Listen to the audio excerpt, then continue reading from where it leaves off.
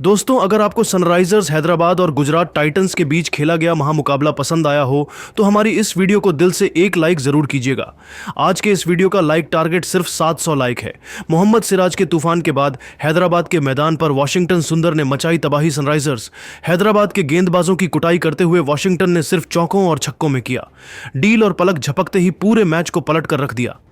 तो आखिर इस मुकाबले में कौन सी टीम बनी चैंपियन? गुजरात के किस बल्लेबाज ने ठोका सबसे तेज अर्धशतक? दोनों टीमों के बीच खेले गए रोंगटे खड़े कर देने वाले मुकाबले के पूरे हाईलाइट तो हम आपको इस वीडियो में जरूर दिखाएंगे। लेकिन उससे पहले आपको क्या लगता है इस बार आईपीएल की ट्रॉफी कौन जीतेगा? आपको नीचे कमेंट करके जरूर बताइए। दोस्तों, राजीव गांधी इंटरनेशनल स्टेडियम में आईपीएल 2025 का रोंगटे खड़ा कर देने वाला मुकाबला देखने को मिला, जिसमें आईपीएल इतिहास की दो दिग्गज टीमें सनराइजर्स हैदराबाद और गुजरात टाइटंस आमने सामने थी। सिक्का उछाला गया तो टॉस जीतकर गुजरात के कप्तान शुभमन गिल ने गेंदबाजी करने का फैसला किया।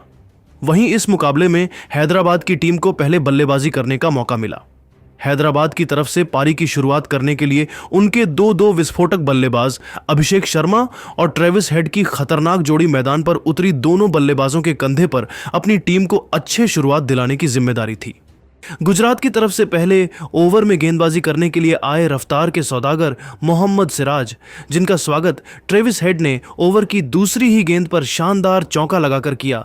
इसके बाद ओवर की चौथी गेंद को भी ट्रेविस हेड ने चौके में तब्दील कर अपनी टीम के स्कोर को तेजी से आगे बढ़ाया। लेकिन मोहम्मद सिराज ने खतरनाक गेंदबाजी करते हुए ओवर की आखिरी गेंद पर ट्रेविस हेड को साईं सुदर्शन के हाथों कैच आउट कराकर पवेलियन भेज दिया और पहले ही ओवर में सनराइजर्स हैदराबाद को तगड़ा झटका दे दिया।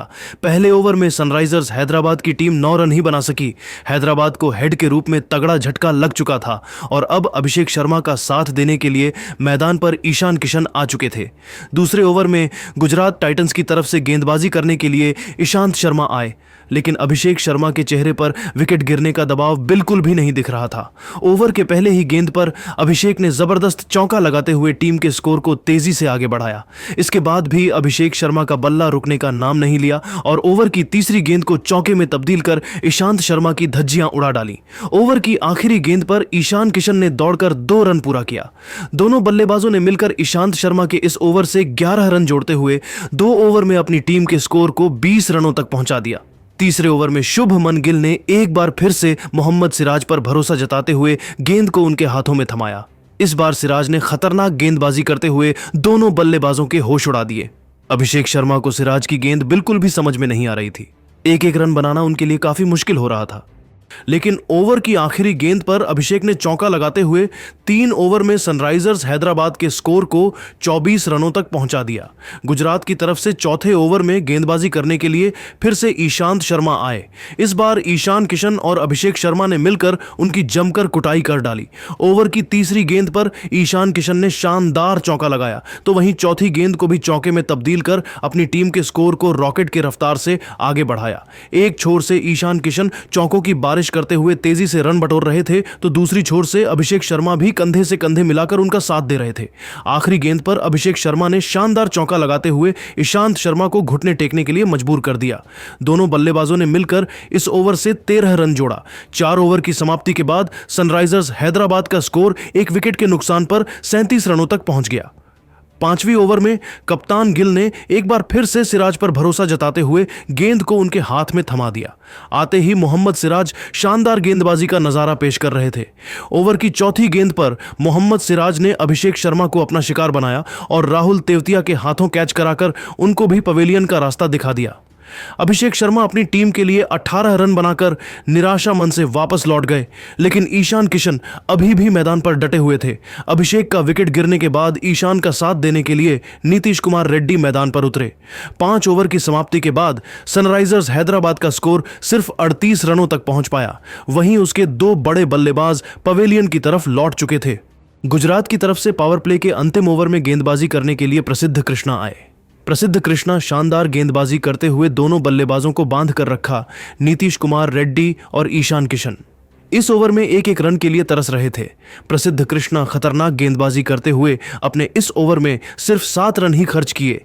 पावर प्ले की समाप्ति के बाद हैदराबाद की टीम अपने 2 विकेट गंवाकर सिर्फ 45 रन ही बना पाई।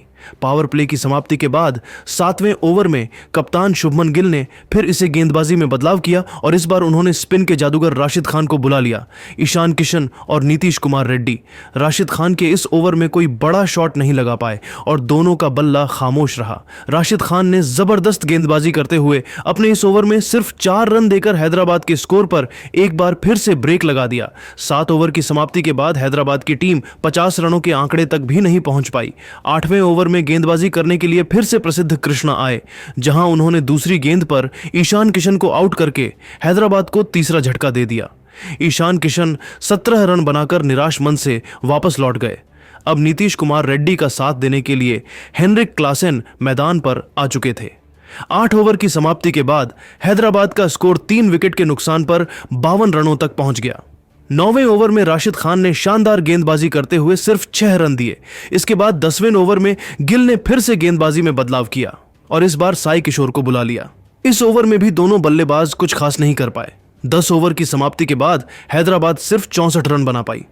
11वें ओवर में एक बार फिर से गेंदबाजी करने के लिए आए राशिद खान इस बार नीतीश कुमार रेड्डी ने उनकी तगड़ी कुटाई कर डाली।